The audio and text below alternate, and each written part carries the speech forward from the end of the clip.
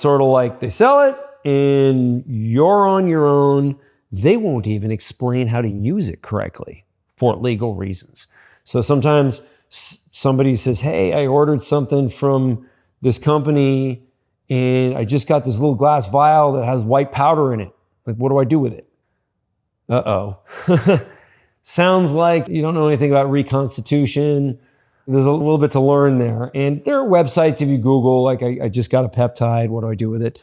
They won't tell you what to do with it. So I'm making this video to answer sort of the obvious questions of what are these things and why are they there?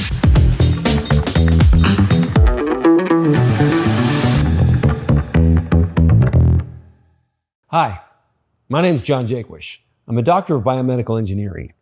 Today, I want to explain why there is such a thing as research chemical websites, what they mean, what they're used for, how you should view them, because I think there's a lot of confusion around this subject.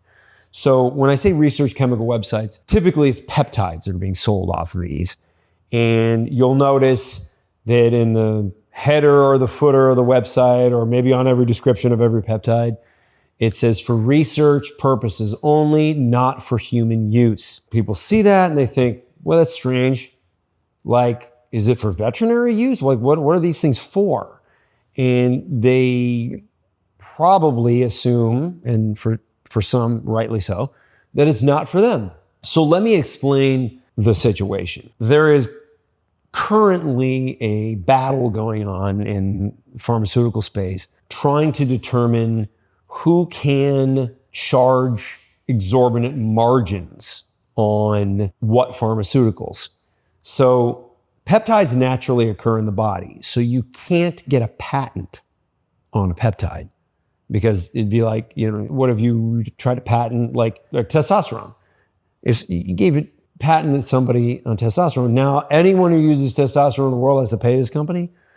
Doesn't really make sense, especially considering it's naturally occurring. So yeah, it shouldn't be able to do that. But the pharmaceutical industry is trying to get patents on peptides. And if RFK gets his way, they will not be able to do this. So let's all wish him the best of luck, because that would be tragic. Now, having said that, that's why there's this gray area of research chemical websites. So basically, you can buy, for example, a GLP agonist. They're usually sold under GLP-1, GLP-2, or GLP-3, because there's singular mechanism is like Ozempic. The double mechanism is Mounjaro. That's like the GLP-2. And there's a third mechanism, GLP-3. So 3 things going on to limit your appetite and slow your digestion down for these effects. Now, these websites also sell lots of other different peptides. Some of them for mitochondrial health, some of them for, like tesofensine for accelerated brain activity for about 36 hours. So these things are great, but when you buy them from a research website, the reason they're set up like that is so that they're absolving themselves of liability, because you could hurt yourself with these things. They don't really want to be involved with you hurting yourself. And also they're not qualified to give you the advice that a physician would. So it's sort of like they sell it and you're on your own. They won't even explain how to use it correctly for legal reasons. So sometimes somebody says, hey, I ordered something from this company and I just got this little glass vial that has white powder in it. Like, what do I do with it? Uh-oh. Sounds like you don't know anything about Reconstitution. There's a little bit to learn there. And there are websites, if you Google, like I just got a peptide, what do I do with it? They won't tell you what to do with it. So I'm making this video to answer sort of the obvious questions of what are these things and why are they there? So I covered that. Who should use these websites? That's really a question I can't answer, because everybody's going to have a different background. Everybody's going to do a different amount of reading. You can hurt yourself if you misdose these things. And if you get a little vial of powder and you got to put bacteriostatic water in it to suspend it before you draw it out of that little vial and inject it in your body.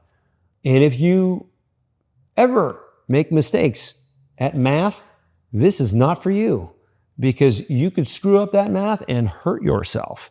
You could even kill yourself. Not with any of the things I mentioned, but there are peptides out there. Insulin is a perfect example. You take too much insulin, you die. So proceed with caution, but now I've answered the question as to why those are there and why they're set up the way they are. If you have any questions that are not necessarily specific to any one of these things, but just sort of generically, I can probably answer them. If you want to ask specific questions about a particular peptide supplier, I probably just don't know the answer. So leave a comment and let me know what you think. Thanks, and I'll see you in the next video. If this video helped you, I want you to subscribe and follow. I'm going to put out videos on a regular basis. I think they're going to help a whole lot of people, especially if you're one of those people that doesn't just instantly grow from lifting regular weights. We've got the answer for you.